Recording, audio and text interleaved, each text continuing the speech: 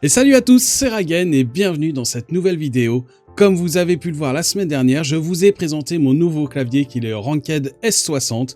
Et pour tout vous dire, j'en suis vraiment extrêmement content. Mais je tenais quand même à lui faire une petite upgrade avec deux petits modes très simples à réaliser pour améliorer encore plus la qualité du son des touches. Je vous rappelle que le son de base, c'est ça.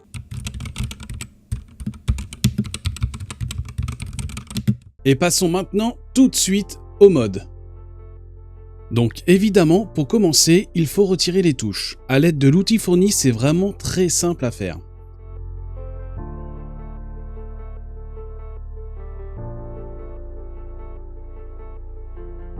Une fois toutes les touches retirées, nous pouvons voir les switches.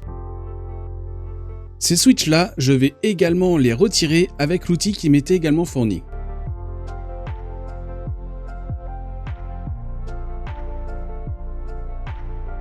Maintenant, on peut apercevoir le PCB au travers des trous de la plate.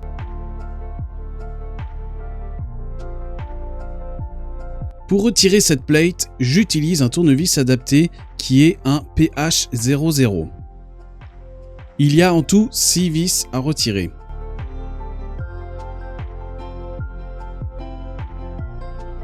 Lorsque les vis sont vissées de la plate ou du PCB directement sur la case, on dit que c'est un clavier en Tremont. L'ensemble se désolidarise et on peut apercevoir le PCB de derrière.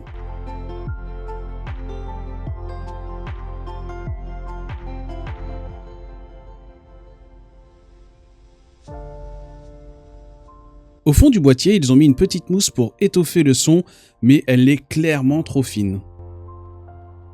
Le premier mode va consister à faire le mode le plus connu, c'est-à-dire le tape mode. Ça consiste tout simplement à mettre du scotch de masquage directement sur l'arrière du PCB pour amortir les bruits lorsque nous tapons sur les touches. Alors, pour cette opération, j'ai acheté un scotch de chez Action pour même pas 2 € et ça fait très bien l'affaire. J'ai décidé d'en mettre 3 couches pour avoir un meilleur rendu sonore. N'hésitez pas à bien coller les premières couches au PCB.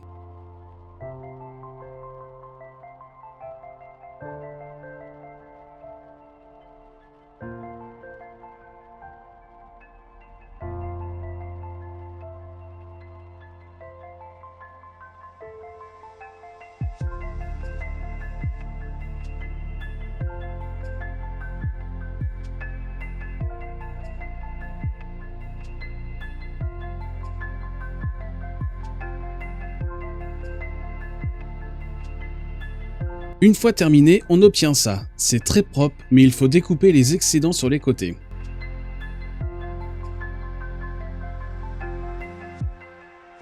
Avec un petit ciseau, je viens découper au plus proche du PCB et ensuite je colle bien ce qui reste pour une meilleure finition. Le résultat me convient parfaitement. Il ne faut pas oublier de refaire des trous dans le scotch pour que les guides des vis puissent rentrer. Pour être sûr d'avoir les bons repères, je place le PCB dans le boîtier et j'appuie un peu pour marquer le scotch.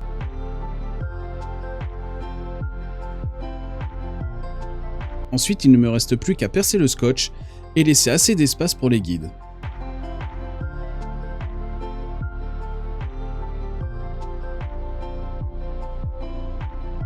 On répète l'opération pour les 6 vis et avant de tout remettre en place, on va faire un deuxième mode. C'est le foam mode. Nous allons tout simplement remplacer la mousse d'origine qui est beaucoup trop fine par un morceau de mousse phonique qu'il me restait quand j'ai isolé ma pièce de tournage. Vous voyez qu'au niveau de l'épaisseur, il n'y a vraiment rien à voir. Alors je place ma mousse dans la case pour voir ce qu'il faut que je coupe pour la faire parfaitement correspondre.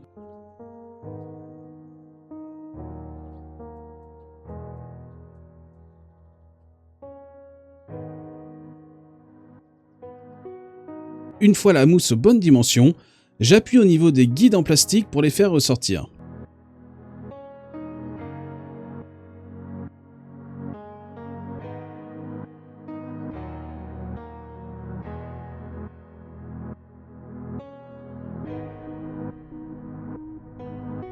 Par contre, à ce moment-là, je me suis dit que la mousse était peut-être un peu trop épaisse. Et effectivement, quand j'essaye de remettre le PCB en place, il ne rentre pas à cause de la mousse. Je découpe donc les crêtes de cette mousse phonique pour la rendre moins épaisse.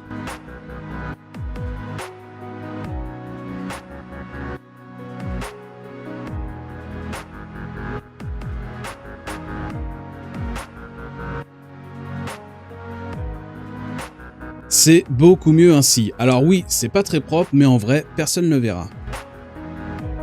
Je replace bien la mousse à l'aide des trous que j'avais déjà fait.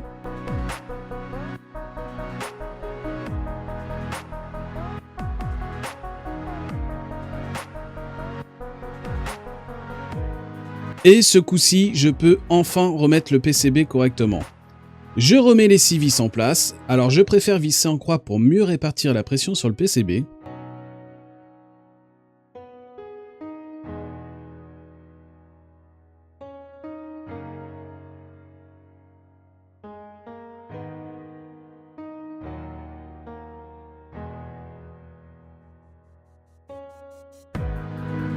Et voilà ce que ça donne. En plus, j'aime vraiment bien le petit côté violet qui ressort derrière les switches. Pour remettre les switches en place, c'est vraiment très facile. Les LED sont placés en north facing. Ça veut dire tout simplement que la LED est sur la partie haute du switch. Et sur les switches, comme vous pouvez le voir, il y a une petite encoche transparente pour laisser passer la lumière de la LED. On met tout logiquement cette partie en haut du switch et on peut tout remettre en place.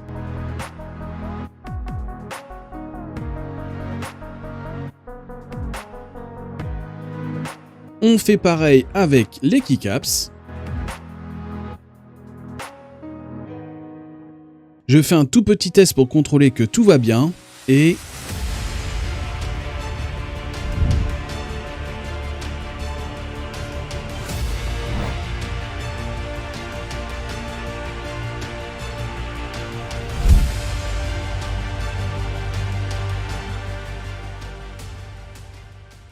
Je vous laisse donc comparer le rendu sonore avant modification.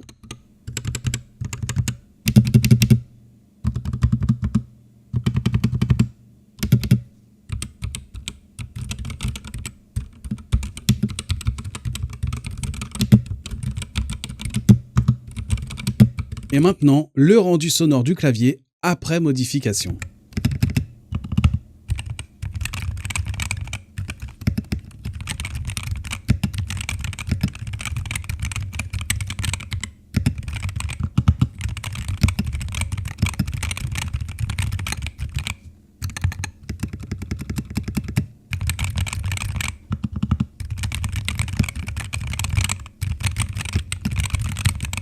Voilà, ça y est, j'ai enfin réalisé les 2 modes que je voulais faire sur mon clavier.